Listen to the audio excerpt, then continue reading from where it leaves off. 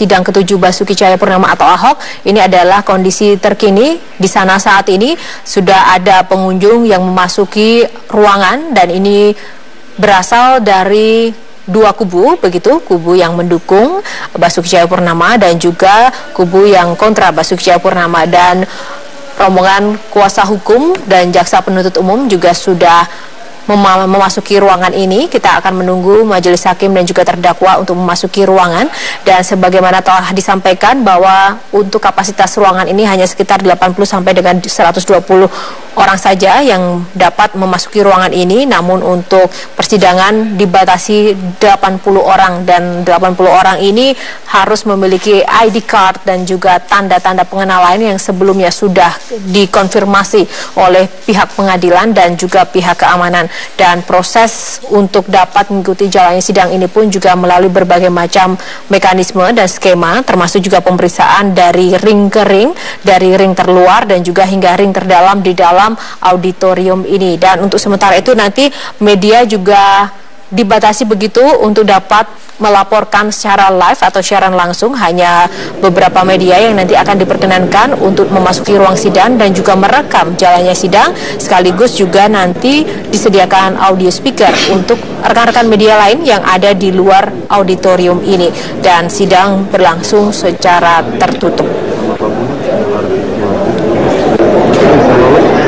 Baik, itu tadi adalah suasana terkini kondisi auditorium. Kita masih akan menantikan sidang dimulai yang diperkirakan akan dimulai pada pukul 9 waktu Indonesia Barat. Kita kembali ke Bung Ganjar Laksmana. Tadi ada 5 orang saksi, 3 secara terminologi yang masyarakat awam pakai, 3 saksi pelapor dan 2 saksi fakta, Yuli Hardi selaku Lurah Pulau Panggang Kepulauan Seribu dan Nurkolis Majid selaku pegawai tidak tetap yang kemudian memvideokan pidato Basuki Cahayapurnama ini. Sejauh mana 2 saksi baru ini, saksi fakta ini akan memiliki peranan penting dalam kelanjutan sidang ini? Ini begini ya, saya melihat sejak awal, sejak di penyidikan dan akhirnya terlihat nyata di pemeriksaan pengadilan bahwa ada hal-hal yang sangat menarik ya untuk publik ketahui ya, dalam konteks kalau saya mengkritisi atau hal-hal yang perlu diluruskan. Jadi hari ini kita menghadirkan saksi fakta dan tadi saya sudah bilang pengertian saksi ya. Dan begini, Mahkamah Konstitusi pernah punya putusan yang memperluas pengertian saksi ya, dari yang tadinya harus melihat, mendengar, mengalami sendiri suatu peristiwa pidana, diubah oleh Mahkamah Konstitusi, tidak harus melihat sendiri, tidak harus mendengar sendiri, tidak harus mengalami sendiri. Itu.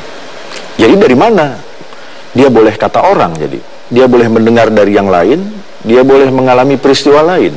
Nah, terus terang saya juga mengkritisi putusan Mahkamah Konstitusi ini ya, karena begini, saksi itu tetap harus melihat sendiri, mendengar sendiri, mengalami sendiri. Tapi yang seharusnya diubah oleh Mahkamah Konstitusi bukan melihat, mendengar, mengalami sendirinya, tapi di peristiwanya. Jadi saksi itu harus melihat, mendengar, dan mengalami sendiri suatu peristiwa yang terkait tindak pidana. Jadi yang dia lihat tidak harus peristiwa pidana. Itu bisa saja peristiwa lain, tapi peristiwa lain itu terkait tindak pidana. Saya kasih contoh begini yang sederhana ya, pembunuhan. Kan bisa terjadi pembunuh itu tidak ada saksinya, ya. Nah, ketika tiba-tiba di proses pengadilan muncul saksi, apa dia lihat peristiwa pembunuhannya? Tidak.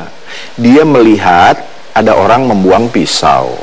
Dia lihat ada orang keluar dari sebuah bangunan yang ternyata bangunan itu tempat terjadi pembunuhan. Nah, jadi dia tidak melihat peristiwa pembunuhan. Kalau dia gitu melihat dari temuan video di tengah jalan, begitu. Nah, sekarang apa? Dalam konteks ini begini ya. Kasus penistaan agama, tindak pidana penistaan agama ini delik biasa, bukan delik aduan. Delik biasa adalah delik yang penuntutannya bisa dilakukan berdasarkan laporan siapa saja. Nah, sedangkan delik aduan, delik yang penuntutannya hanya bisa dilakukan berdasarkan laporan pihak yang dirugikan langsung, tidak boleh diwakili. Ya. Nah, sehingga begini, dalam kasus ini, dugaan penistaan agama boleh dilaporkan oleh siapa saja, yang tahu lewat sarana apa saja. Ya, dari nonton boleh, ada di tempat boleh, denger-denger saja boleh, dari mana saja boleh. Dia lapor ke polisi. Pada saat lapor ke polisi, KUHAP bilang pelapor diperiksa duluan, diperiksa pertama. Kenapa diperiksa pertama? Untuk menghindari polisi berlelah-lelah menindaklanjuti laporan yang ternyata laporannya palsu, gitu ya. Kenapa diperiksa pertama? Jangan-jangan ini fitnah dan lain-lain, gitu ya. Sehingga kalau seorang pelapor itu melaporkan suatu peristiwa pidana kepada polisi, dia akan ditanya, dari mana kamu tahu? Nah, dalam kasus ini misalnya, para pelapor kan bilang, saya nonton di YouTube, gitu. Ya, saya nonton. Nah, diperlihatkanlah, ini loh yang saya tonton. Ya, pelapor selanjutnya minggir, apalagi karena dia tidak berada di tempat kejadian. Minggir, maka polisi selanjutnya akan menelusuri YouTube, perekamnya, orang-orang yang ada di situ, dan lain-lain. Gitu. Maka proses pembuktiannya seharusnya menurut saya saksi-saksi yang kemarin dihadirkan yang ternyata pelapor dan ternyata tidak berada di tempat kejadian, tidak melihat, mendengar, mengalami sendiri, itu seharusnya tidak diperiksa. Hanya sebatas pelapor saja ya? Hanya sebatas pelapor. Artinya gitu. Anda bisa diartikan bahwa sejak awal ini sudah salah arah begitu? Saya sebetulnya begini ya, saya tidak berani bilang salah, tetapi ini memang menarik karena harusnya saksi pelapor itu kesatu tidak ada istilah saksi pelapor, ya.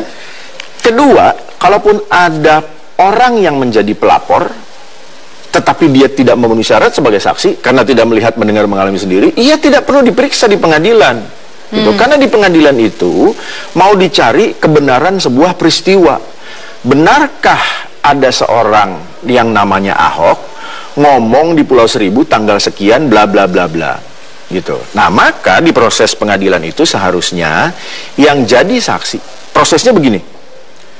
Ini betul ada rekaman diklarifikasi oleh ahli IT mungkin ya. Ada rekaman itu. Nah, kemudian ada orang yang harus menjelaskan bahwa rekaman itu sesuai dengan aslinya. Nah, kemudian ada orang juga yang bersaksi yang mengatakan bahwa apa yang ada di tayangan itu persis dengan kejadian aslinya, gitu. Itulah untuk mendudukan bahwa apa yang diucapkan dan apa yang terjadi kemudian direkam dan ditayangkan itu sesuai dengan peristiwa sebenarnya. Nah, nanti di pengadilan dihadirkanlah menurut saya ini ahli bahasa untuk memaknai kalimat yang dikeluarkan dari mulut Pak Ahok. Kedua, ahli pidana, ya, untuk memberikan pendapat apakah kalimat yang sudah ditafsirkan oleh ahli bahasa itu memenuhi ukuran hukum pidana, dan termasuk juga ahli agama, mungkin saya nggak tahu, mungkin ahli tafsir persisnya ya, untuk menilai apakah kalimat itu bertentangan dengan ajaran agama atau tidak. Ya. Baik, tahan dulu. Sehingga nanti kelihatan penodaan atau bukan, gitu, penistaan atau bukan, gitu. Tahan dulu, Bung Ganjar. Ini sudah ada rekan kami Eva Wondo yang akan melaporkan bagaimana situasi di luar atau di sekitar auditorium Kementerian Pertanian. Kita bergabung bersama Eva Wondo. Apakah masa aksi dari pro dan kontra sudah tiba di lokasi?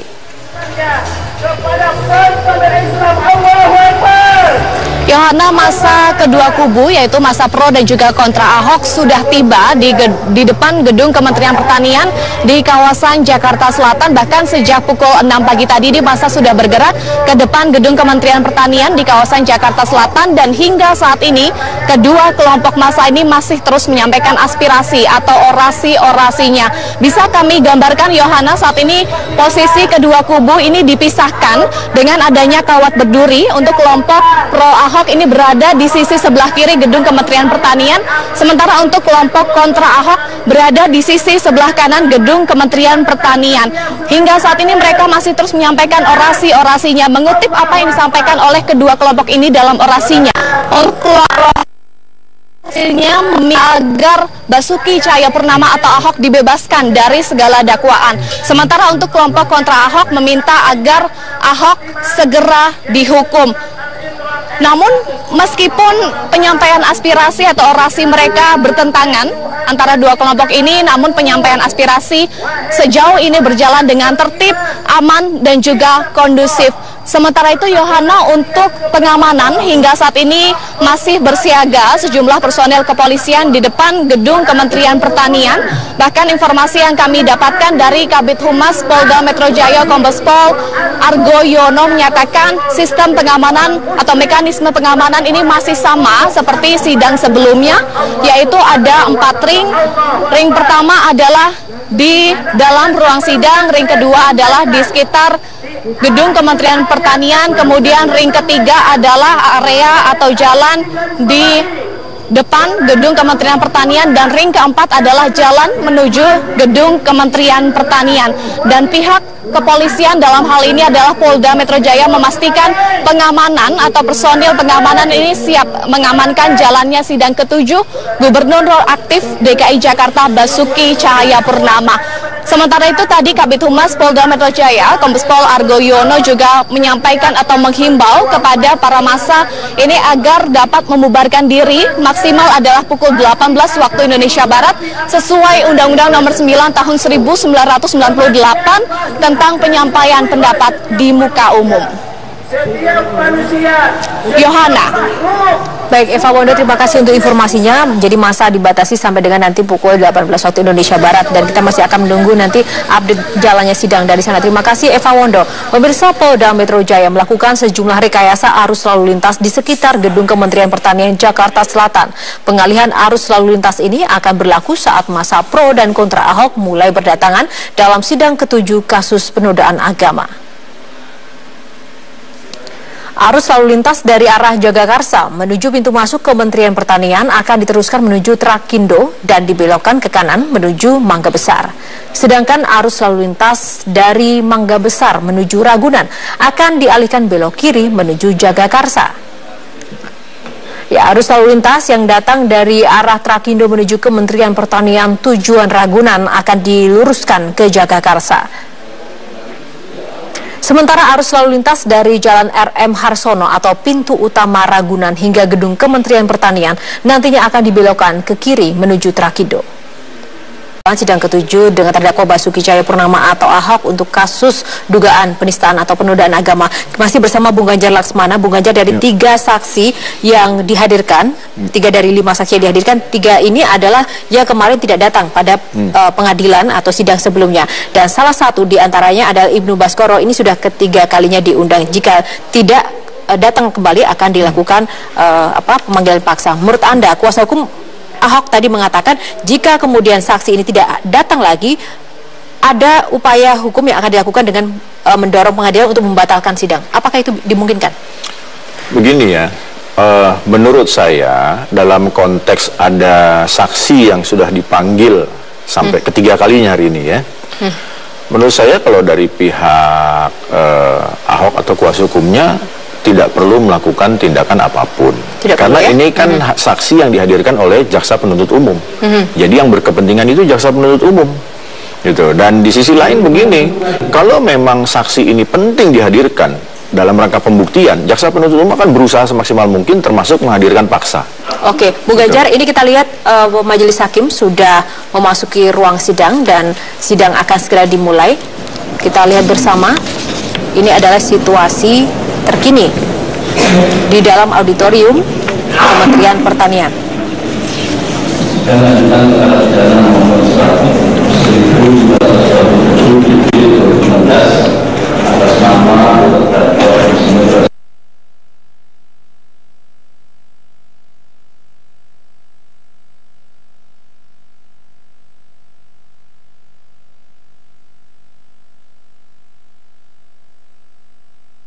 Pengadilan Negeri Jakarta Utara, Ketua Majelis Hakim Dwi Arso Budi Santiarto yang menjadi Ketua Majelis Hakim di persidangan Basuki Cahayapurnama. Kita akan melihat nanti bagaimana situasi terkini dari sana. Bung Ganjar, silakan dilanjutkan. Tadi kita sampai pada pembicaraan tentang saksi yang tidak datang atau tidak hadir beberapa kali. Apa yang bisa dilakukan? Jadi kalau saksi ini memang penting sekali, jaksa penuntut umum akan berusaha, karena beban pembuktian kan ada di jaksa penuntut umum. Ya, dia akan, saya nggak tahu ya, mungkin prakteknya dia akan mencoba merayu, mendekati dan lain-lain supaya dia mau hadir demi kepentingan jaksa penuntut umum melakukan pembuktian. Nah, di sisi lain sebetulnya kalaupun dia tetap tidak hadir, itu ada sanksi pidananya. Orang yang dipanggil ke pengadilan untuk diminta keterangan tidak hadir, ada sanksi pidananya. Gitu. Jadi ya sudah, kalau kita bicara hukum, pilihannya itu JPU melakukan upaya maksimal atau ancam sekalian yang bersangkutan. Kalau kamu tidak hadir padahal sudah dipanggil secara patut, Itu ada konsekuensi pidananya. Ya, kuasa hukum tadi juga mengatakan akan melaporkan semua saksi pelapor yang kemarin sudah sempat dihadirkan juga karena dinilai tidak kredibel atau adanya dugaan kesaksian palsu begitu. Ya, kalau begini, kalau kesaksian palsu kan memang karena dia menyatakan tidak sesuai yang sebenarnya. Ya, itu namanya kesaksian palsu. Kan saksi itu bersumpah, ya, akan menyatakan yang sebenarnya tidak lain dari yang sebenarnya. Semoga Allah meridhoi, begitu kan, kalau sumpah yang beragama Islam. Itu bahwa ternyata dia menyampaikan yang tidak sesuai sebenarnya, berbohong, ya, itulah dia yang namanya kesaksian palsu, ya, sumpah palsu. Nah, sedangkan kalau ternyata dia menyampaikan sesuatu yang benar, tetapi tidak ada hubungannya dengan peristiwa pidana, ya itu bukan kesaksian palsu, bahwa tidak bernilai saja. Baik, tidak bernilai. Kita akan bergabung kembali Bung Ganjar dengan Aulia Pane yang ada di Kementerian Pertanian. Aulia Pane, bagaimana jalannya sidang? Tadi Majelis Hakim sudah masuk ke ruang auditorium, silakan. Ya, benar sekali Yohana bahwa Majelis Hakim Pengadilan Negeri Jakarta Utara sudah memasuki ruang persidangan, begitupun juga dengan alat perlengkapan sidang lainnya seperti jaksa penuntut umum dari kejaksaan dan juga dari tim kuasa hukum sudah tiba di ruang persidangan karena nanti sidang akan dimulai tepat pada pukul 9 nanti. Dan Yohana, tadi sebelum mulainya sidang, tim kuasa hukum terdakwa Basuki Cahayapurnama sempat kami temui. Tim kuasa hukum Basuki Cahayapurnama yakni Sira Prayuna tadi menegaskan bahwa jika hari ini pihaknya, jika pelapor dari terdakwa, saksi pelapor tidak hadir dalam persidangan kali ini, maka tim kuasa hukum meminta kepada Majelis Hakim agar sidang hari ini ditunda, dan jika salah satu saja dari saksi pelapor hari ini tidak hadir, maka tim kuasa hukum mengajukan kepada Majelis Hakim agar sidang hari ini tidak dilanjutkan ataupun juga ditunda. Namun jika Majelis Hakim masih tetap memulai persidangan ataupun melanjutkan persidangan, maka tim kuasa hukum juga akan meminta kepada jaksa penuntut umum untuk menghadirkan paksa saksi pelapor, karena salah satu saksi pelapor yakni adalah Ibnu Basuki hari ini adalah sudah 3 kali dipanggil, dan maka pihaknya dari tim kuasa hukum juga dapat menuntut secara pidana karena sudah merugikan hak asasi dari terdakwa. Berikut wawancara kami dengan tim kuasa hukum terdakwa Basuki Cahayapurnama, Sira Prayuna. Persidangan putaran ke-7 ya, tentu persidangan ini kita harapkan bisa berjalan lancar.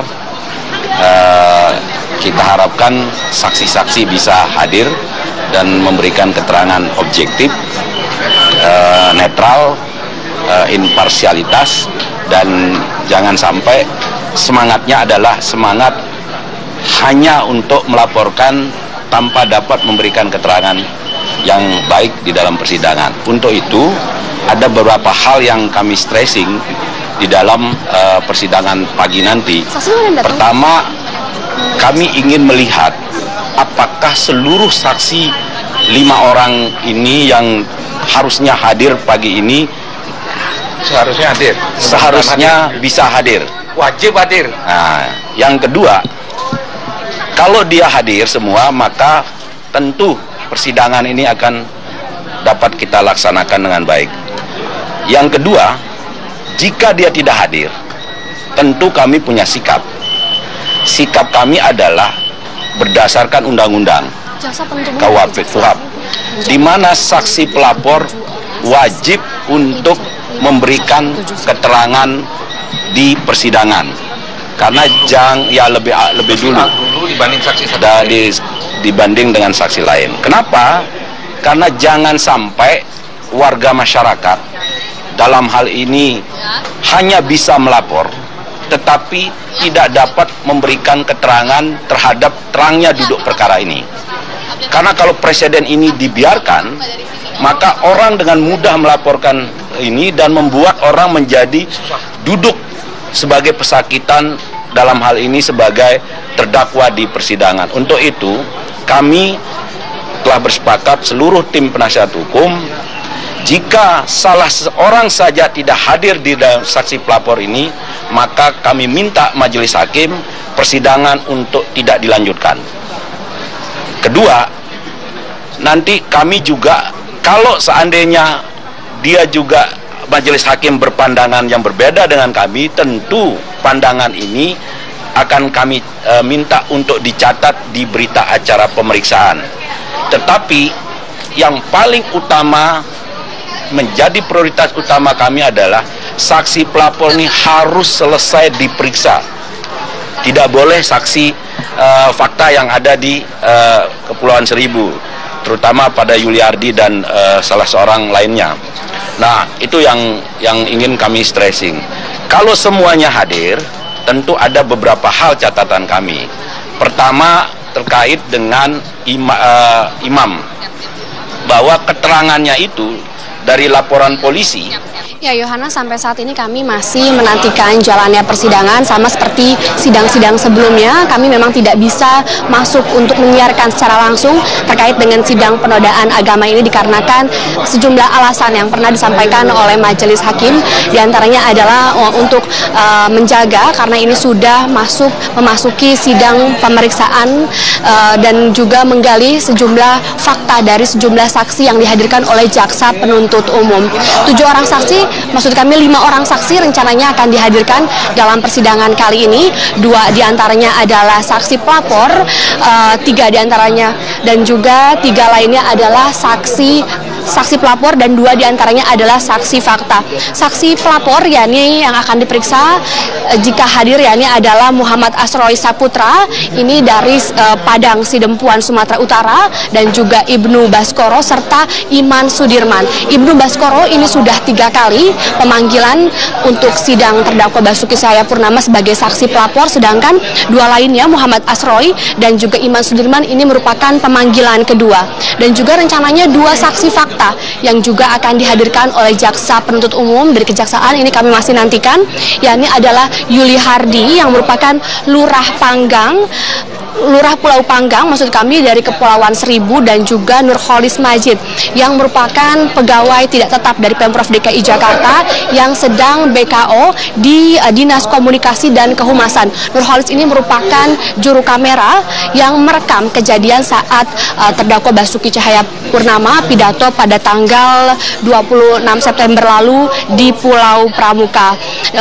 Yuli Hardi dan juga Nurholis ini merupakan saksi fakta yang langsung melihat kejadian saat terdakwa Basuki Cahayapurnama melakukan kunjungan pada akhir September lalu. Karena itu memang keduanya kehadirannya sangat diperlukan di ruang sidang sebagai saksi fakta. Sedangkan 3 lainnya ini adalah saksi pelapor yang juga akan dihadirkan oleh jaksa penuntut umum dari kejaksaan. Ibnu Baskoro yang pertama, Ibnu Baskoro ini adalah pengurus DKM Darussalam Kota Wisata Cibubur. Ibnu bersama dengan DKM Darussalam, informasi yang kami peroleh, pernah menggelar pengumpulan KTP untuk membuat surat kuasa pengaduan terdakwa Basuki Cahayapurnama atas penistaan dugaan penistaan agama 2016. Dan selanjutnya adalah saksi pelapor kedua adalah Iman Sudirman.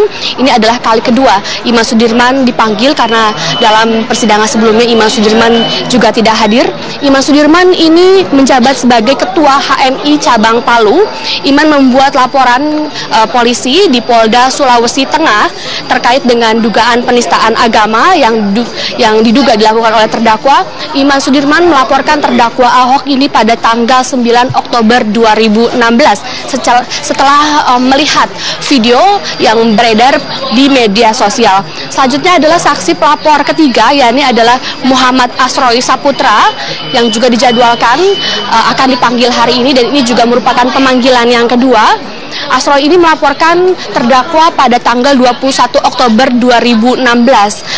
Muhammad Asroi ini merupakan Ketua Umum HMI Cabang Padang Sidempuan Sumatera Utara 2004-2005. Dan sampai saat ini kami masih menantikan siapa-siapa saja saksi yang hadir dalam persidangan, karena memang jika 3 kali saksi tidak hadir dalam persidangan, maka menurut hukum pidana jaksa penuntut umum berhak untuk memanggil secara paksa.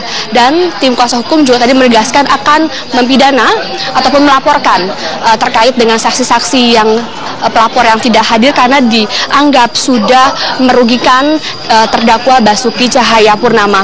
Selama sidang ini berlangsung, sidang sudah berlangsung selama 7 kali. Yohana, sudah ada 10 saksi yang dihadirkan oleh jaksa penuntut umum dari kejaksaan. Saksi-saksi yang dihadirkan diantaranya adalah saksi fakta dan juga saksi pelapor, dan saat ini kami masih menantikan jalannya persidangan dan masih menantikan siapa-siapa saja saksi yang akan hadir dalam persidangan. Untuk sementara, Yohana, informasi yang dapat kami sampaikan, kembali ke Anda di studio. Terima kasih Aulia Pani melaporkan dari auditorium. Kita masih akan menunggu konfirmasi kehadiran seluruh saksi di sana. Terima kasih Aulia, dan pemirsa, kita jeda dulu. Breaking News Metro TV masih akan berlanjut. Metro TV masih bersama pakar hukum pidana dari Universitas Indonesia, Ganjar Laksmana. Bung Ganjar, sekali lagi silahkan dielaborasi tadi. Ini ada saksi Yuli Hardi dan juga Nurholis Majid yang langsung berada di lokasi. Menurut Anda nanti sejauh mana kekuatan hukum mereka saat memberikan kesaksian? Nah, jadi 2 saksi yang memang memenuhi syarat nih tampaknya ya, sehingga disebut sebagai saksi fakta, ya. Saksi harus fakta memang, kalau bukan fakta bukan saksi namanya. Nah, apa yang perlu dijelaskan oleh 2 saksi ini, ya? Jadi tentu entah hakim, entah jaksa penuntut umum atau pengacara akan bertanya mengenai apakah betul dia tahu peristiwa ini, ya. Bagaimana dia tahu? Tentu dia akan bilang saya hadir, ya. Katakan si siapa tadi, lurah, ya, saya hadir. Nah, apa yang saudara lihat? Pak Ahok bicara di depan. Apa yang saudara dengar? Pak Ahok ngomong begini, ya. Nah, lalu mestinya diputarkanlah itu rekaman, ya. Ini omongan Pak Ahok, betul nggak yang Anda dengar itu sama persis dengan yang di rekaman ini? Gitu. Ya, dia bisa, kalau memang dia ingat, dia bisa saja bilang, oh iya betul Pak, itu kalimat dari Pak Ahok. Gitu, ya kan? Kalaupun dia bilang tidak betul, tidak ingat dan lain-lain, ini rekaman loh, yang meskipun bisa tapi sulit direkayasa, gitu ya. Nah, nanti perekamnya juga begitu, ditanya bagaimana Anda bisa tahu kasus ini? Ya, saya ngerekam, saya hadir di situ. Cuma kan gini, si perekam ini juga harus didalami. Kan bukan tidak mungkin terjadi perekam itu taruh kamera, diem, dia tinggalin ngopi, gitu. Jadi dia tidak mendengar langsung apa yang Pak Ahok bicarakan. Ya, jadi si perekam ini beberapa hal yang perlu diklarifikasi adalah apakah betul dia perekamnya, satu, apakah dia merekam apa adanya, termasuk mungkin nanti apakah dia mengupload, kalau bukan siapa, gitu kan? Yang mengupload juga mesti ditanya waktu Anda mengupload ada edit-edit atau tidak. Kalau ada, bagian mana yang diedit? Kalau tidak, ya sudah, berarti ya sesuai aslinya. Balik lagi nanti ditanya lagi. Jadi poinnya begini, kita ingin membuktikan bahwa apa yang keluar dari mulut Pak Ahok, terutama di bagian kalimat yang dianggap penista itu betul nggak yang direkaman sama persis dengan apa yang dinyatakan Pak Ahok di Pulau Pramuka, ya, sama persisnya. Udah itu saja. Jadi kepentingan pertama adalah membuktikan kebenaran peristiwa, yaitu keluarnya kata-kata dari mulut Pak Ahok. Itu, dan untuk itu dibutuhkan saksi. Siapa? Yang hadir, melihat, mendengar, mengalami sendiri peristiwa itu. Nah, kemudian karena ini beredar dengan alat bantu, gitu ya, alat bantunya perlu diklarifikasi. Kalaupun alat bantunya tidak berhasil diklarifikasi, kan bisa tanya sama yang sudah hadir, betulkah kalimat itu keluar? Itu tadi pengupload, maksudnya pengupload yang pertama kali mengupload itu kan? Iya. Tidak, berarti kan ada misalnya ada second line atau? Tidak harus yang lain, tapi yang paling penting kan begini ya. Si perekam ini kan penting karena dialah yang awalnya merekam. Kan kita ingin membuktikan bahwa rekaman itu asli, sesuai peristiwa yang sebenarnya. Itu. Jadi tentu harus dirunut prosesnya. Ya, bahwa ada orang yang mengupload kemudian yang sudah dipotong-potong entah oleh siapa, karena bisa saja yang mengedit kan belum tentu orang yang pertama kali mengupload, bisa saja ada orang-orang lain yang karena kepentingan tertentu terlalu panjang lah apalah dia edit gitu ya, hanya di bagian tertentu saja. Yang penting tidak menghilangkan makna dan peristiwa utama yang menjadi masalah hukum saat ini. Itu. Yang penting bagian kalimat apa itu yang keluar dari mulut Pak Ahok ya, pakai iya, yang kalimat itu yang penting harus utuh. Gitu. Satu saja hilang, maknanya pasti berubah. Gitu. Nah, dalam konteks kalimat ini barulah kita butuh keahlian ahli bahasa. Setelah pembuktian peristiwa. Setelah pembuktian, jadi ini peristiwanya benar, kalimatnya betul seperti itu, hadirkanlah ahli bahasa, hadirkan ahli hukum. Gitu, untuk melihat apakah peristiwa itu betul-betul makna bahasanya. Karena begini, Kan kita beda satu kata saja beda makna, ya. Beda intonasi saja beda makna, gitu. Maka ketika kita bicara tindak pidana yang pembuktiannya menyangkut kata-kata yang keluar dari mulut seseorang, di tindak pidana apapun ya, termasuk penghinaan, pencemaran nama baik, fitnah dan lain-lain, itu penting sekali untuk memastikan bahwa kata-kata yang keluar itu orisinil, tidak berubah apa adanya, sehingga ahli bahasa bisa menafsirkan dengan tepat, gitu.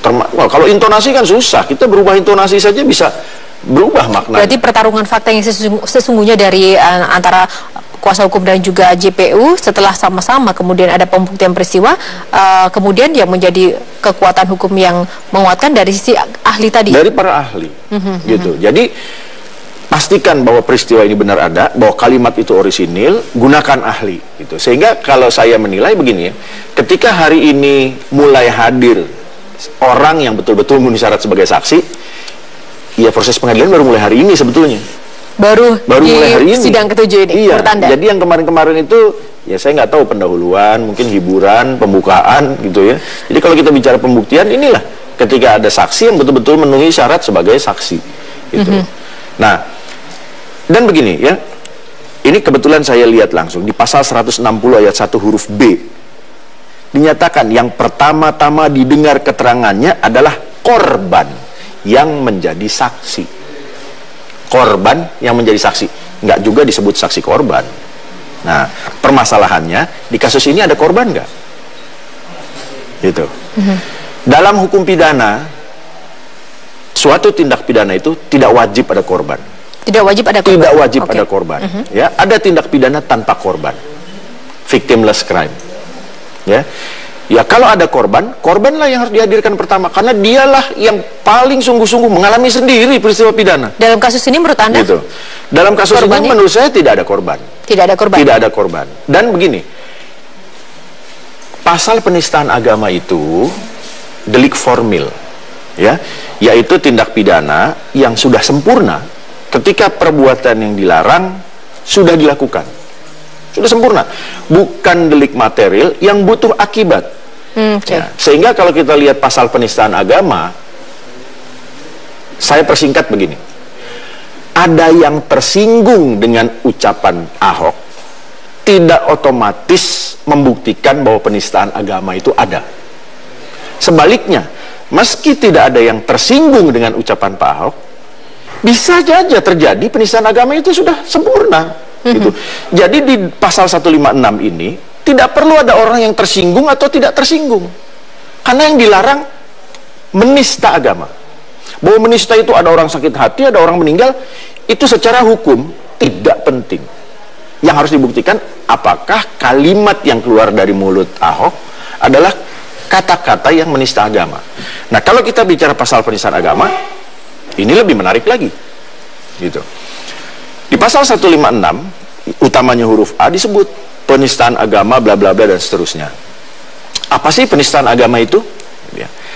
Nah, kalau kita bicara mengenai kata penistaan, pembandingnya itu ada di pasal mengenai penghinaan, pencemaran nama baik. Di pasal itu disebut menista dengan lisan atau tulisan.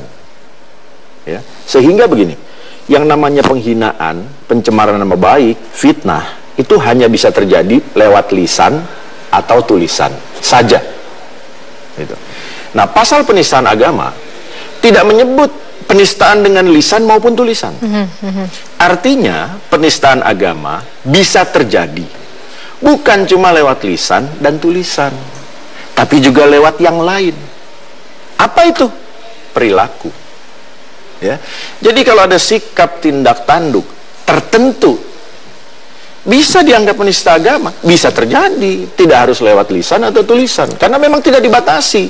Berbeda dengan penghinaan, pencemaran nama baik yang disebut di situ menistanya dengan lisan atau tulisan. Dan aspek niatan itu menjadi pengaruh juga ya, harus ada. Di semua tindak pidana, niat itu ada, dan niat itu harus dibuktikan bahwa orang punya kehendak jahat. Ya, ada dalam dirinya kehendak jahat untuk melakukan suatu perbuatan. Ya, sehingga begini, ya. Yang namanya pembuktian unsur dengan sengaja itulah bagian dari pembuktian niat, ya. Dan itu digambarkan dengan berbagai macam kata di dalam undang-undang. Misalnya begini, barang siapa dengan sengaja, itulah menggambarkan niat, ya. Tapi yang harus dibuktikan bukan sekedar dengan sengajanya. Barang siapa dengan maksud, barang siapa dengan kesadarannya, barang siapa dengan secara sadar, dan seterusnya. Jadi istilahnya banyak yang itu menggambarkan niat, gitu ya. Orang melakukan tindak pidana dengan cara sadar tentu, ya. Nah, tetapi apakah pada waktu ia melakukannya dengan sadar, itu ada kehendak jahat di dalam dirinya? Itu harus dibuktikan. Harus dibuktikan. Baik, tahan dulu. Nanti kita akan membahas sejauh mana nanti pembuktian dari niat jahat dan juga kehendak jahat itu sendiri dalam sebuah kasus pidana. Kita akan jeda dulu pemirsa, tetaplah bersama kami hanya di Breaking News. Fakta untuk sidang Ahok ini menjadi hal yang menarik seperti yang tadi disampaikan oleh Bung Ganjar Laksmana, pakar hukum pidana dari Universitas Indonesia, mengatakan bahwa terkait saksi-saksi ini juga menjadi hal yang utama untuk kemudian disikapi. Tapi terlepas dari itu adalah adanya niatan jahat dulu dari sebuah peristiwa itu terjadi. Bagaimana hakim atau hukum membuktikan itu? Nah, jadi begini ya, di pasal 156A itu ya memang tidak disebut dengan tegas barang siapa dengan sengaja, gitu ya. Kalau saya tidak salah ya, karena saya juga nggak hafal pasal-pasal di undang-undang kita itu, ya. Nah, hanya saja begini, ada tidak ada dinyatakan dengan tegas unsur dengan sengaja, dengan maksud dan lain-lain. Niat jahat seseorang itu tetap harus dibuktikan, ya. Karena kalau niat jahat tidak dibuktikan, kita namanya sekedar menegakkan undang-undang, ya. Padahal yang kita perlukan itu penegakan hukum, bukan penegakan undang-undang. Itu sebabnya namanya alat penegak hukum, bukan alat penegak undang-undang. Kalau hanya sekedar memenuhi unsur yang ada di dalam pasal, jangan-jangan semua orang masuk penjara, ya. Nah, jadi begini, ketika misalnya ada seseorang, ini kan kita banyak terjadi ya, dengan teman kita bercanda mukul itu kan sakit juga. Tapi apa iya pada waktu saya memukul ada niat menganiaya? Kan tidak, gitu. Nah, itu harus dibuktikan. Bercanda, tapi kok mukulnya sakit bener nih, gitu. Bisa saja orang ingin menganiaya pura-pura bercanda, bisa saja orang bercanda seakan-akan menganiaya. Nah, mana yang membedakannya? Pembuktian niat, gitu. Apa sebetulnya itikatnya yang ada di dalam dirinya? Nah, salah satu cara mengukur niat adalah apakah dia mengetahui, menghendaki terjadinya tindak pidana itu. Dia sadar, ada sikap batin di dalam dirinya, gitu ya. Jadi, yang namanya pembuktian unsur dengan sengaja itu, oleh doktrin dijelaskan yang namanya dengan sengaja itu adalah mengetahui dan menghendaki. Apa yang diketahui? Tahu bahwa perbuatan itu dilarang. Apa yang dikehendaki? Ya, dia menghendaki perbuatan itu terjadi, buktinya dia lakukan. Sudahlah tahu itu dilarang, dia tetap lakukan. Nah, sekarang ketika dia dengan sadar tahu dan kemudian menghendaki perbuatan itu terjadi yang dibuktikan dengan ya, buktinya peristiwa itu ada, gitu ya. Ditanya sebetulnya apa yang melatar belakangi, ya, mengapa Anda melakukan itu? Orang bisa berbohong ketika ditanya ini, ya, orang bisa berbohong. Nah, cuma bagaimana membuktikan niat kemudian dikaitkan dengan apa yang terjadi. Misalnya, kalau di kasus ini kan sering dibilang, oh ternyata Ahok ini sudah berulang kali ngomong hal itu, gitu ya, kemana-mana, di mana-mana, gitu ya. Nah, tetap saja itu harus dicari apakah memang dia ada niat, ada kehendak jahatnya untuk menista agama. Nah, di sisi lain, pasal penistaan agama ini kan di depan dimulai dengan kata barang siapa. Jadi siapa saja setiap orang. Sehingga bisa terjadi penistaan agama dilakukan oleh seseorang terhadap agamanya sendiri. Ya, apalagi dengan pengertian penistaan yang luas tadi, tidak harus lisan, tidak harus tulisan. Kebetulan di kasus Ahok dengan lisan. Ya. Jangan-jangan di kasus lain nanti dengan perilaku, ya, orang berperilaku yang tidak pantas. Mohon maaf, sudah azan, sudah jelas di dalam aturan hukum Islam bahwa disegerakanlah sholat, dia enggak, dia belakangan-belakangan. Nah, buat orang-orang tertentu yang mempunyai keyakinan yang sangat tinggi, wah, kamu udah jelas azan kok nggak buru-buru sholat, ini jangan-jangan jadi penistaan nanti nih. Nah, kan berbahaya. Sehingga begini, pasal penistaan agama kalau hanya membuktikan unsurnya saja, tidak membuktikan niat jahatnya, itu 10.000 orang masuk penjara setiap hari. Begitu. Nanti. Lalu kemudian dengan segala kompleksitas yang ada, Anda melihat nanti arah persidangan ke depan akan seperti apa? Nah, jadi begini, pertama yang harus dilakukan adalah mendudukkan kembali pasal penistaan agama. ya. Dari situ nanti kita lihat apa yang harus dibuktikan. Satu, ada niat jahat, ya, dengan kehendak jahatnya. Kedua, ada penistaannya. Dalam kasus ini bahwa betul ada lisan yang keluar dari Ahok, ya, itu dulu bahwa peristiwanya benar, kalimatnya benar, itu yang keluar dari mulut Pak Ahok. Nah, sekarang bagaimana untuk membuktikan peristiwa dan kalimat itu benar? Dihadirkan saksi. Secara hukum kita memang punya 5 alat bukti, ya, keterangan saksi, surat, petunjuk, keterangan ahli, keterangan terdakwa, gitu. Nah, kalau kita bicara pembuktian, kan cukup 2 alat bukti saja. 2 alat bukti itu bisa kombinasi, ya, bisa satu jenis tetapi lebih dari 1, 2, gitu ya. Nah, sehingga kalau kita bicara konteks ini, kita kan butuh yang bisa membenarkan. Dengan kata lain, mau tidak mau kita perlu saksi di kasus ini, ya, yang melihat langsung, mendengar langsung, dan mengalami di situ, ya, untuk memperkuat tayangan tadi itu, ya. Walaupun di sisi lain begini, kalaupun tidak ada saksi, kita hanya akan membuktikan originalitas rekaman yang beredar itu, ya, yang diupload, itu saja. Nah, sehingga 2 saksi saja plus tayangan sudah cukup untuk membuktikan, ya. Atau kalaupun tidak ada saksi, tayangan itu diklarifikasi, diautentikasi oleh ahli IT, gitu ya. Nah, tayangannya menjadi bukti petunjuk, ahli yang mengautentikasinya menjadi alat bukti keterangan ahli. Sudah 2, gitu, ya. Nah, apalagi kalau nanti ada ahli bahasa, ahli agama, ahli pidana yang digunakan, gitu. Jadi dari keterangan ahlinya saja bisa 4. Ya, ini ada sekitar 40 saksi begitu, Bung Ganjar, yang dihadirkan. Menurut Anda berlebihan atau memang wajar? Terlepas masih banyak kasus yang ratusan saksi juga bisa dihadirkan. Kalau secara umum sih begini, ya, 40 saksi itu masih wajar, ya. Tapi kalau kita lihat penilaian saya dalam konteks ini kan gini, memang kan perlu diperiksa sebanyak-banyaknya supaya penyidik dan penuntut umum nanti di pengadilan tidak kerepotan. Dia harus jaga-jaga, kalau saksi ini nggak hadir, saya punya saksi yang lain. Kalau saya butuh membuktikan ini, saksinya nggak ada, saya punya yang lain, begitu ya. Jadi 40 itu menurut saya masih sangat wajar. Tuh. Cuma dalam konteks ini saya melihat gini, 2 saksi saja cukup yang hadir di situ, yang bisa menjelaskan bahwa itu betul terjadi sesuai apa yang ada di rekaman. 1 ahli yang mengautentikasi rekaman yang di-upload itu, ya. 1 ahli bahasa untuk menafsirkan apakah kalimat itu memang merupakan kalimat yang bermakna negatif secara denotatif, gitu ya. Lalu 1 ahli hukum pidana, ya, untuk melihat ukuran, ya, apakah betul-betul telah terjadi tindak pidananya. Karena ini kan kita bicara tindak pidana, maka ukurannya harus hukum pidana, ya. Nah, kalau diperlukan, kita butuhkan ahli agama, mungkin ahli tafsir, gitu ya, untuk memaknai bagaimana memahami konteks Al-Maidah menyangkut apa itu harus memilih pemimpin Islam, gitu. Nah, itu dihadirkan.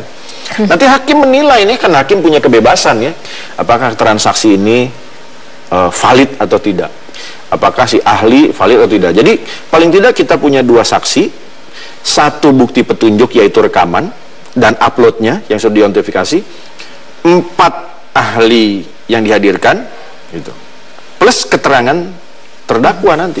Itu sudah lebih dari cukup. Kalau dari tingkat kesulitan untuk membuktikan kasus Ahok ini, menurut Anda hakim akan cukup sulit atau mudah sebenarnya dengan melihat rentetan perjalanan sidang? Kalau saya begini, saya tidak kenal para hakim, ya.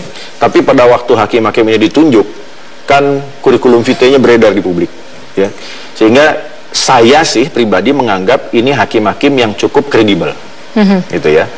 Apalagi lihat kasus-kasus yang pernah ditangani. Sehingga kalau saya berpikir gini, ini hakimnya sudah paham kok, gitu. Sudah paham masalahnya, apa yang harus dia cari, apa yang harus dia gali untuk membuktikan ada tidak adanya tindak pidana, gitu. Tetapi kan hakim tidak bisa berinisiatif. Kenapa? Karena dia bergantung pada jaksa penuntut umum. Siapa saksi yang dihadirkan, siapa orang, siapa alat bukti lain, dia bergantung. Dia nggak boleh bilang, Pak Jaksa jangan hadirin itu, hadirinnya ini, jangan cari ini, carinya itu.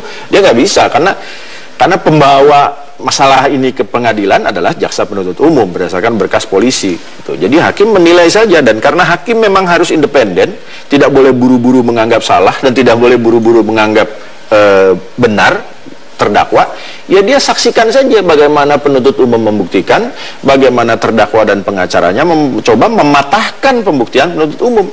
Itu lalu dia menilai itu. Walaupun gini, dalam sistem pengadilan kita, hakim ini kan aktif, boleh bertanya gitu. Jadi dia memang boleh menggali sendiri gitu. Nah, biasanya nih kalau saksi yang dihadirkan oleh jaksa penuntut umum, hakim suka persilakan jaksa penuntut umum yang nanya duluan gitu. Kalau saksi dari pembela, silakan pembela duluan. Nanti sisanya hakim yang akan bertanya gitu ya. Tapi kadang-kadang ada juga yang hakim yang saya nanya duluan sebelum penuntut umum sama gitu. Itu sih tidak masalah ya. Ya, ini banyak juga yang kemudian menilai bahwa perjalanan sidang ini masih akan sangat panjang. Kalau menurut Anda sendiri seperti apa? Apakah bisa dipersingkat? Kalau lihat jalannya, saya terus terang saja bilangnya ini sudah sidang ke-7. Ya. Anda mengatakan ini sidang ke-7 ini sebenarnya baru sidang pertama. Sidang ke-7 ini harusnya inilah sidang ketiga. Menurut saya. Maksudnya ini terjadi di sidang ketiga harusnya. Ya. Menghadirkan saksi yang sungguh-sungguh memenuhi syarat sebagai saksi. Karena sidang pertama kan pembacaan dakwaan, sidang kedua eksepsi. Gitu ya. Ya katakanlah kalaupun ada sidang ketiga hakim membacakan putusan selah, sidang keempat sudah mulai. Sidang keempat untuk pembuktian saksi. Gitu. Jadi kalau dalam konteks ini ya seandainya pemeriksaan pengadilan ini nanti akan panjang, ya lebih karena memang hakim memfasilitasi semua alat bukti yang dimiliki kedua pihak. Ya sudah, hadirkan aja semua supaya fair gitu ya. Karena hakim kan juga pasti tidak mau dia dibilang berpihak kepada salah satu pihak tertentu gitu ya. Hakim berkepentingan dia juga nggak mau. Jadi yang saya lihat hakim ini ingin mencoba menunjukkan pada publik bahwa dia memfasilitasi semuanya. Gitu. Nanti kalau sudah saya fasilitasi semuanya, saya akan mengambil putusan. Gitu. Silakan nilai putusan saya, semua sudah saya fasilitasi loh ya. Gitu. Jadi memang dalam konteks ini saya melihat nyata sekali hakim ini ingin menunjukkan ya bahwa dia membuka kesempatan seluas-luasnya, adil kepada kedua belah pihak, walaupun sekarang baru dari sisi penuntut umum. Sehingga yang selama ini publik harapkan, apapun putusan pengadilan ini nanti harus dihormati, itu tidak ada alasan lagi untuk orang keberatan, karena semuanya sudah disajikan. Gitu. Bahwa penyaji salah menu bukan salah hakim dong. Gitu, salah penyaji. Gitu ya. Bahwa ada menu yang berlebihan bukan salah hakim. Gitu. Hakim coba mencoba semaksimal mungkin memfasilitasi biar ayo masing-masing mau membuktikan apa, masing-masing mau mematahkan apa, silakan. Itu sehingga dalam proses seperti ini waktu akan panjang, walaupun tadi saya bilang kalau kita mengacu pada pasal dan proses pembuktiannya mungkin tidak perlu sepanjang ini gitu ya. Tapi atas nama itikat baik saya menilai bahwa hakim ingin memfasilitasi semuanya demi keadilan. Sehingga nanti ketika hakim sudah mengambil putusan, semua orang mau tidak mau, suka tidak suka harus menghormati putusan ini. Itu apapun isi putusannya. Baik, tahan dulu Bung Ganjar, kita akan bergabung bersama petugas NTMC Polri dulu untuk melihat bagaimana kondisi jalanan atau lalu lintas saat ini. Sudah bersama Bribtu Satria yang tersambung bersama penuntut umum menyebut belum mendapatkan informasi apakah saksi pelapor akan hadir atau tidak. Namun jaksa penuntut umum menyebut sidang akan tetap berlangsung dengan kehadiran saksi fakta yang melihat langsung kejadian saat Ahok berpidato pada tanggal 27 September lalu di Kepulauan Seribu. Undang-undang nggak ada yang ngatur begitu, nggak ada yang ngatur begitu. Pokoknya saksi berkas perkara, urutannya bagaimana, nggak ada aturannya. Nah seperti itu. Ya kita minta kepada majelis saksi hadir diperiksa. 5 saksi Pak. Ya kira-kira begitu. Kalau kita konfirmasi dulu apakah hadir benar. Nah kita konfirmasi dulu. Baik. Ya pemirsa dan juga Bung Ganjar, kita masih menantikan ya konfirmasi kehadiran saksi itu, tapi tadi JPU mengatakan ya sidang akan tetap berlanjut karena memang 2 saksi yang dihadirkan yang sudah hadir adalah saksi fakta begitu. Menurut Anda nanti akan cukup berpengaruh tidak dengan ketidakhadiran 3 saksi pelapor lain?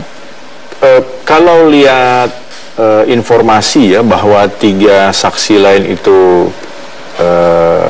adalah pelapor dan ternyata mereka menurut saya ya kalau betul ternyata tidak memenuhi syarat sebagai saksi, tidak ada kepentingannya untuk mendengarkan keterangan mereka, ya. Kecuali nanti akan berulang lagi bahwa kita mendengar keterangan orang yang lapor dari mana tahu tindak pidananya dari media sosial. Nah, kalau cuma itu kemarin-kemarin sudah ada yang seperti itu. Ya, dia tidak melihat, mendengar, mengalami sendiri peristiwa. Walaupun begini, bolak-balik saya bilang ya, karena ini delik biasa, siapa saja boleh melapor.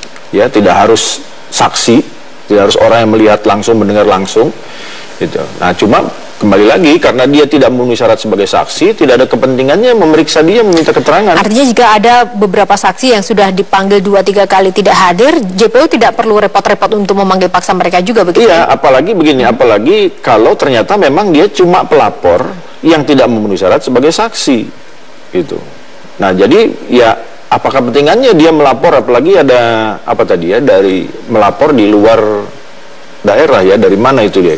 Memang begini sih, karena dia nonton tayangan itu di tempat tinggalnya di luar Jakarta atau daerah manapun gitu ya, dia boleh melapor kemanapun gitu ya, dia boleh melapor kemanapun. Nah, tapi karena perkara ini sedang diusut langsung di tempat kejadian perkara sesuai dengan lokus deliktinya di wilayah Polda Metro Jaya, maka laporan-laporan menyangkut peristiwa yang sama di tempat lain itu ya disatukan gitu. Nah, sehingga dengan kata lain gini, apa yang dia laporkan di daerah lain itu sudah diproses kok sekarang gitu. Sehingga tidak ada lagi kepentingannya mendengarkan laporannya gitu, mendengarkan keterangannya gitu. Karena sudah buktinya yang Anda laporkan ini sedang diproses kok sekarang gitu. Kecuali kalau dia memenuhi syarat sebagai saksi, memang hadir ada di situ peristiwanya gitu. Nah, ya jadi menurut saya pelapor-pelapor ini kalau memang tidak memenuhi syarat menjadi saksi, ya tidak perlulah dihadirkan. Itu sebabnya tadi saya bilang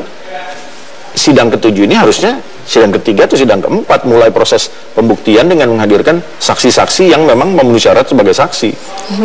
Oke, baik. Lalu kemudian ini pembelajaran apa yang perlu Anda tekankan pada masyarakat agar kemudian juga bisa lebih sadar hukum dan juga peka terhadap aturan-aturan hukum yang berlaku dengan melihat kasus Ahok ini? Sebetulnya begini ya, momentum yang terjadi akhir-akhir ini ya, paling tidak mungkin 2-3 tahun terakhir ini, buat saya sebetulnya pembelajaran yang sangat baik untuk orang mulai melek hukum ya. Walaupun mohon maaf, proses pembelajaran ini harus melalui masa situasi yang sangat tidak menyenangkan ya. Saya juga tidak pernah membayangkan bahwa orang tiba-tiba melek hukum semua lewat peristiwa-peristiwa yang ternyata saling gontok-gontokan gitu ya. Nah, dalam konteks ini saya berharap publik belajar bagaimana melaporkan balik, saling melaporkan ya. Itu ternyata juga tidak akan menyelesaikan masalah ya. Memang begini, ada peristiwa-peristiwa pidana yang harus diproses dan pelakunya dimintai pertanggungjawaban ya. Tetapi di sisi lain, hukum pidana kita itu bersifat ultimum remedium, senjata pamungkas, pilihan terakhir.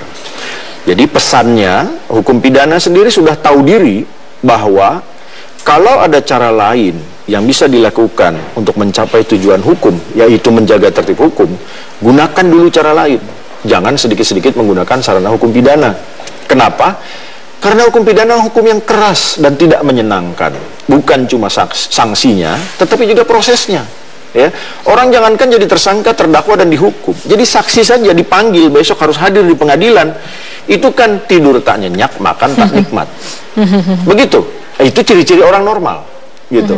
Nah, sehingga ya publik ini harus belajar bagaimana menjaga tertib hukum dengan tahu bahwa tidak semuanya harus disalurkan melalui proses hukum gitu. Ada memang yang perlu melalui proses hukum, dan salah satu saringan adalah polisi ya. Polisi ini penegak hukum, tetapi dia juga harus menjaga ketertiban gitu. Jadi dia bisa mengatur, dia bisa menjaga ketertiban, dia juga bisa melakukan penindakan. Nah, polisi ini harus melihat mana yang memang harus lewat proses hukum, mana yang bisa diselesaikan, karena kewenangan ini polisi punya. Ya, lalu bagaimana menurut Anda tentang keterbukaan informasi selama jalannya sidang kali ini masih tertutup walaupun sedikit terbuka dari sisi audionya begitu untuk kasus penodaan agama? Nah, kalau khusus menyangkut itu saya begini, saya sejak awal dan sejak lama di banyak kasus, di semua kasus ya, saya bilang proses pengadilan tidak boleh ditayangkan ya. Memang sidangnya sidang terbuka, kecuali dinyatakan tertutup, sidang pengadilan adalah terbuka. Artinya apa? Publik boleh menyaksikan. Di mana? Di ruang sidang pengadilan. Karena sidang terbuka itu tidak berarti pengadilannya dihadirkan ke rumah-rumah lewat tayangan televisi. Tidak boleh. Kenapa? Asas praduga tidak bersalah. Independen dan objektivitas hakim, kemerdekaan hakim. keselamatan para saksi, dan lain-lain. Termasuk yang terutama adalah kepentingan hukum acara pidana ini kan mencari kebenaran material. Bagaimana kebenaran material bisa tercapai? Kalau saksi yang belakangan tampil sudah mendengar saksi yang duluan tampil, sudah tahu apa isi kesaksiannya, dia akan menyesuaikan dengan kepentingannya. Kalau dia tidak suka terdakwa, dia akan cocok-cocokin dengan keterangan saksi yang memberatkan. Kalau dia pendukung terdakwa, dia akan buat keterangan-keterangan yang bisa mematahkan keterangan saksi yang memberatkan. Nah, itu harus kita jaga. Itu mempersulit nanti hakim, penuntut umum, dan pembela mendudukkan kebenaran material yang sesungguhnya. Itu sebabnya tidak perlu tahu. Jadi mau gambar, mau suara, tidak boleh ditayangkan. Baik, kita akan melek hukum. Yang paling penting saya ingin sampaikan ke publik begini ya. Mau tidak mau, suka tidak suka, ya, penegakan hukum itu menjadi bagian yang penting dari proses kemajuan negara kita, ya. Nah, apa yang publik harus tahu adalah bagaimana bertanggung jawab di mata hukum, ya. Tidak tahu bukan alasan untuk menghindar dari tanggung jawab pidana, karena hukum pidana mengenal teori fiksi. Seketika setelah satu peraturan perundang-undangan diberlakukan, setiap orang dianggap tahu, seketika. Ya, oleh karena itu saya menghimbau publik, kalau tidak tahu, cari tahu, gitu. Bukan kalau tidak tahu lalu dia berani bertindak, gitu. Apalagi mohon maaf, kalau memang publik punya kekhawatiran penegak hukum kita yang katanya bisa disetir lah ini itu dan lain. Apalagi kalau punya kekhawatiran itu, gitu ya. Tidak ada kekhawatiran itu saja, publik harus berhati-hati. Ya, di sisi lain dalam kondisi seperti sekarang harus lebih berhati-hati. Walaupun kita juga berharap proses penegakan hukum terus diperbaiki, sistem hukum terus diperbaiki, gitu ya, sehingga semuanya padu. Ya, penegak hukum juga harus secara proporsional melakukan penegakan hukum dengan cara-cara yang sesuai aturan undang-undang. Baik, terima kasih Bung Ganjar Laksmana untuk informasi dan ulasan di Breaking News kali ini. Dan satu hal pemirsa, ini tadi informasi terakhir yang kami dapatkan dari 5 saksi yang dijadwalkan hadir dalam sidang ke-7 Ahok ini. 2 saksi fakta telah hadir, sementara 3 saksi pelapor belum hadir. Dan menurut Jaksa Penuntut Umum, ketiga saksi pelapor masih dalam perjalanan menuju Kementan. Dan setelah itu juga tadi masa kedua kubu, pro maupun juga kontra, masih menggelar aksi di depan auditorium Kementerian Pertanian. Dan kami masih akan menginformasikan bagaimana update terkini sidang ke-7 Ahok ini untuk Anda di program-program selanjutnya. Dan Breaking News Metro TV kita sudahi sampai di sini. Saya Yohana Margareta undur diri. Selamat pagi. Sampai